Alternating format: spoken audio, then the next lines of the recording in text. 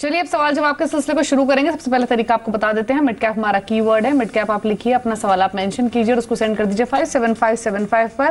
Phone line के जरिए भी शो का हिस्सा बन सकते हैं। टोल फ्री नंबर है 180018035545। दूसरा नंबर है 012042582237।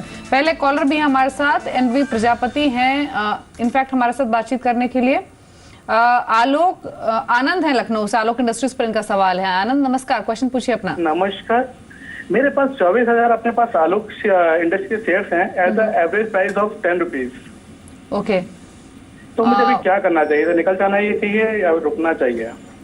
ठीक है, क्या सलाह होगी धवल? आलोक इंडस्ट्रीज ये एक ऐसा स्टॉक है जो कि बीते कई सालों में चला नहीं है बल्कि नीचे ही आया है। 10 रुपए पर इन्होंने खरीदा, शायद लो वैल्यू से अट्रैक्ट हुए होंगे क्योंकि फंडामेंटल्स तो इसके पहले भी खराब थे और अब भी खराब हैं। अब 4 रुपए पर ही आ चुका है, क्या करना चाहिए? कोई स्कोप लगता है कि जो इनके लॉसेस हैं वो थोड़े कम हो पाए, थोड़ा ऊपर आने की संभावना आपको लग रही है, या फिर इसे एग्जिट करके कोई और शेयर ले ले जहां पर अच्छे गेन्स की उम्मीद हो? डेफिनेटली मेरे ख्याल से एग्जिट कर लेना चाहिए। करंट लेवल से कोई एट्रैक्टिवनेस नहीं है। स्ट्रक्चर अगर आप देखें स्टॉक का तो काफ़ी बिगड़ा हुआ है। आलोक इंडस्ट्री का 120-110 के लेवल इसने टच किए थे और उसके बाद जो है कंटिन्यूसली ये डाउन मूव दिखा रहा है। मेरे ख्याल से ये स्टॉक जो है जो करंटली 4 रुपीज़ के अराउंड ट्रेड कर रहा है वो अभी भी नीचे में 1.82 रुपये का एक लेवल जो है दिखाएगा। तो यहाँ पे और भी एक 50% करंट लेवल से एक डाउन साइड हम देख रहे हैं। तो यहाँ पे मेरे ख्याल से कोई सेंस नहीं बनता है। इवन आप 2-3 साल भी होल्ड करोगे तो कॉस्ट रिकवर नहीं होगा।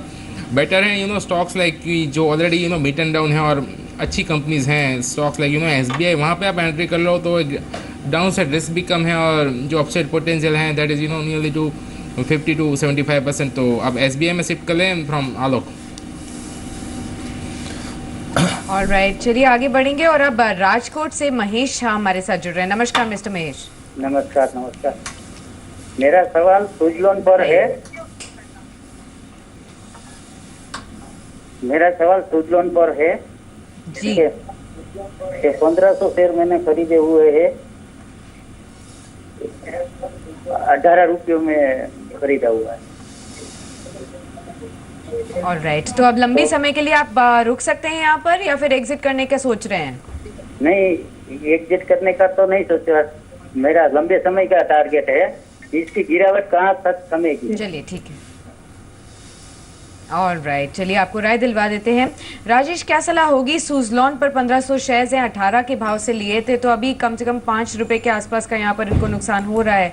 क्या अगर ये यहाँ पर बने रहते हैं तो कोई ना कोई संभावना है कि अपने लॉसेस को रिकवर कर पाएंगे? देखिए फ़िलहाल ये अगर ये लॉस बुक नहीं कर सकते या इनको दिक्कत है तो ये 1-2 रुपये की एक तेज़ी छोटी सी स्टॉक में शायद आ सकती है 15 रुपये तक की, 14.5-15 रुपये तक की।